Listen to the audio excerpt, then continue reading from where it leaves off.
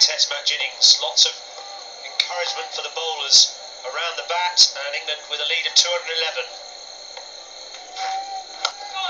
Solidly behind his first ball, as he was in the first innings. Well, nerves are getting to everyone here.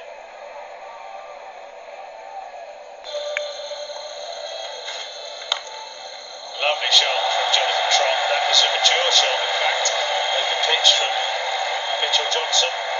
Latched onto it. The scoreboard watching from mine. More positive cricket. Doesn't have to be boundaries every ball, but just have the intention to play good, strong cricket shots. Oh, what a ball, what a ball. No, no, no. He thinks he's got him, but I don't think he has. Neither does the umpire. Oh, that's a good start. What a bad day for the Aussies. Matthew, what are they thinking? Well, they're thinking that's out, Jeffrey. First ball of the day, trying to make a statement for their country. Peter Siddle's been brilliant this test match. Goes straight through the top and back leg, and great decision. Here is confirmation as the ball goes past the bat, nothing. And then as he clips the top of the thigh, excellent decision. Oh, lucky lad working that to leg. Come on, young Trott, play straight. England needs you. We'll bat with intent. That's key here this morning. As soon as they come out here this morning with intent, Jeffrey, to score runs, the game will be over for Australia.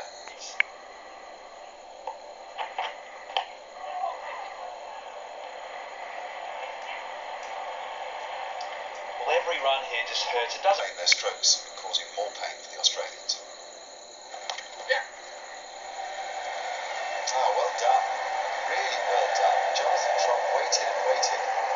Marcus North for the attack for the first time today. The only criticism one might have had of England yesterday was allowing North to bowl and get a rhythm. So he jumped on that. It's a 50 partnership by this pair. It's been calm and just sort of settled the nerves so that England haven't lost a wicket in the first hour this morning.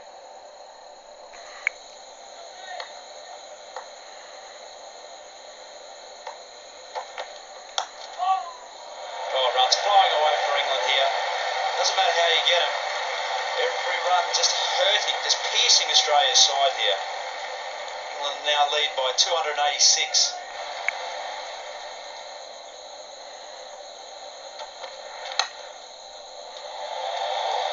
Johnathan Trott joining in.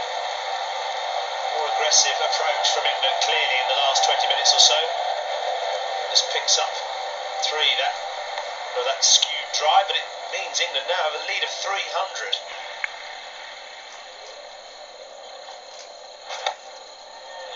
That's put away. Too short from Michael Clark, and put away with aplomb by Johnathan Trott. Almost nonchalant.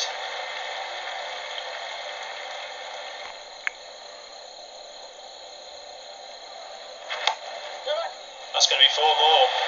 That's very well played, almost a back foot on drive rather than a pull, and it's brought up Johnathan Trott's 50. What a double. 41 and 50 in his first test match in an occasion of this magnitude.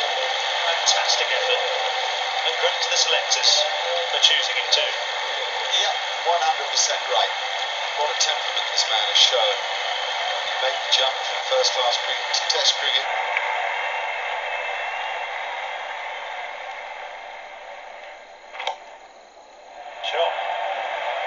Just a little short arm jab from Trott. All that short from Marcus North.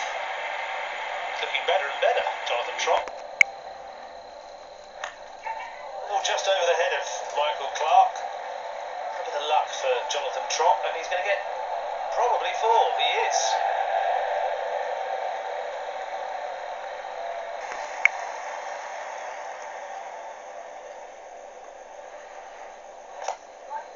Now that single takes England to a lead of 418. We heard Matthew Hayden talking a little earlier about the West Indies run chase in Antigua back in 2003 against the Australians. 418 for 7 they made to win that game. Australia attack the second new ball.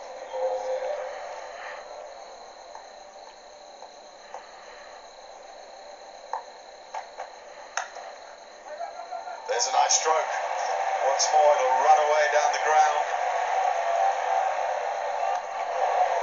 It's a fine stop, but a brave stop. It's a real clatter into the board there from Mitchell Johnson. It's a ship as well from a pair that have played some wonderful strokes. Bold, to be able to come down and play with confidence.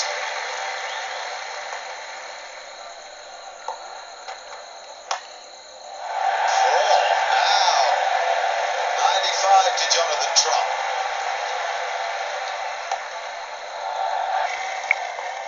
Johnathan Trott has 97.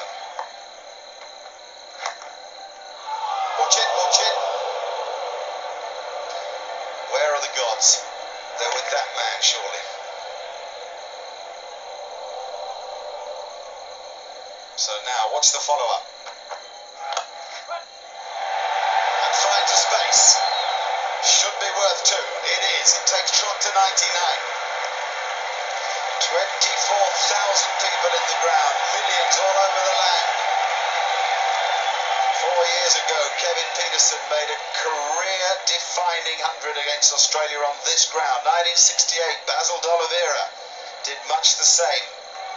Johnathan Trott, the South African-born batsman, who's played so well for Warwickshire all season, brought into this Test match to do this job, to shore up England's middle order. 5 fielders saving the single on the offside with the slip. 3 of them on the leg side saving the single. Trott finds the space he wants. The celebration will begin.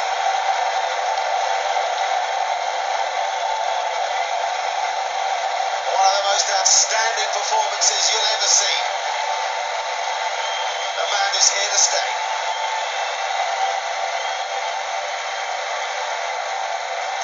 Imagine what they're going through. That's Mum and Dad, Ian and Donna Trott. That's my boy.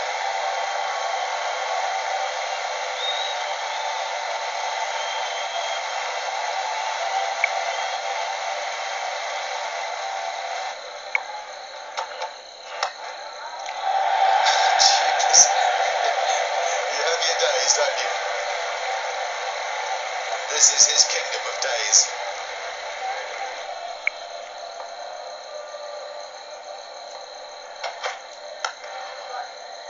Fine shots. That really is class written all over it from Johnathan Trott. It's what really has characterised his innings throughout. Clean strike, lovely stride into the ball, and an emphatic finish.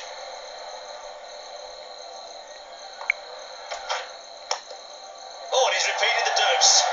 That, in a way, is an even better shot. Drilled down the ground with a lovely, easy swing of the bat. Successive boundaries for Johnathan Trott. In a way, that symbolises his whole innings, his whole approach. Decisive footwork, really committed to the front foot when he first came in. He looked solid, he looked dependable, and his footwork was excellent, almost clinical in its execution. He looks as if he really belongs in this environment rather than being overawed by it. Oh, now he's out. Smart catch from Marcus North at backward point, and this fine innings has come to an end, and so, in fact, has the England innings. Andrew Strauss beckons England off. Johnathan Trott will lead James Anderson into the pavilion, having made a triumphant 119 in England's emphatic 373 for 9, which means Australia need an improbable 546 to win. But more importantly, England need 10 wickets to regain the Ashes. I think the way Broad's come on this series, the character he's shown, and also the character Johnathan Trott's shown. He's come into this Test match.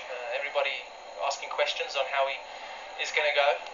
I was adamant to Strauss when asked my opinion after the Test match on who I think should play or who should be who should play in terms of the next Test match. I said if you have to drop Papara, I said Trott's my man. Strange as it might sound.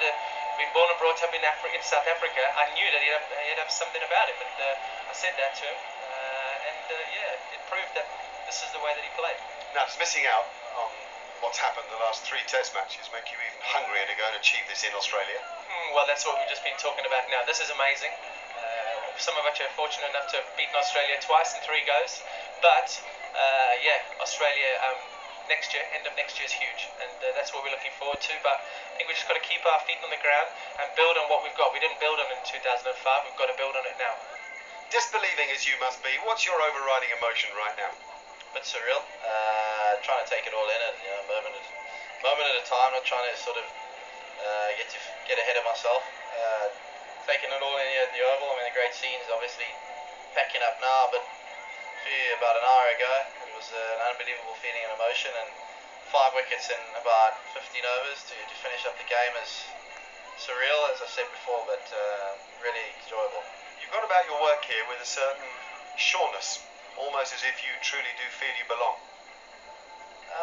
Yeah, I'd like to think that I have the qualities to play for England constantly and be consistent in performances, and as I've said before, try and contribute to a successful English side. So it's something I've worked really hard towards, and with all my time at Warwickshire, and, it's just really happy to be here and being able to be part of it. Has Ashley Giles been an important man for you? Yeah, definitely. I think Ash has helped me in many ways, not just on the field, but off the field as well, and things he went through and passed on to me, and the things I've gone through in county cricket has definitely put me in good stead for international cricket. There's definitely a feeling of doing the hard yards at county cricket and getting the hundreds and being a consistent scorer and contributing to Warwickshire side. Has definitely helped me and prepared me for international cricket. That step is the one that a lot of people say is the most difficult step. What's different? I read a lot about that the week before the week. Yeah, I couldn't actually put my finger on it. It's something you try and keep it as simple as you can, and you do the things that made you successful enough to be selected for a match like this. And I just try to do that, and luckily, it paid off. And a few things that went my way, a few balls bounced short of fielders, a couple of balls just missed the stumps, and it's funny how cricket works out, and all the time you spend in the nets, indoor nets in the winter, all the tours you go on, the pre-season tours, all the practices you do, it's for times like this. Has it dawned on you that you are now written into cricket history? 100 on Ash's debut, and in the decider, and in the winning match? Yeah, we had a look at the scorecard when I walked in the change room, and they have sort of either the bowling figures or the highest score of that innings, and my name's up there, and I feel very proud of that. And it's something that I never believed, something I wanted to believe, but something that I was aiming towards, and I'm just really happy that it's something that's come true. Let's hope at the start of a fabulous career. Well played. Thank you very much.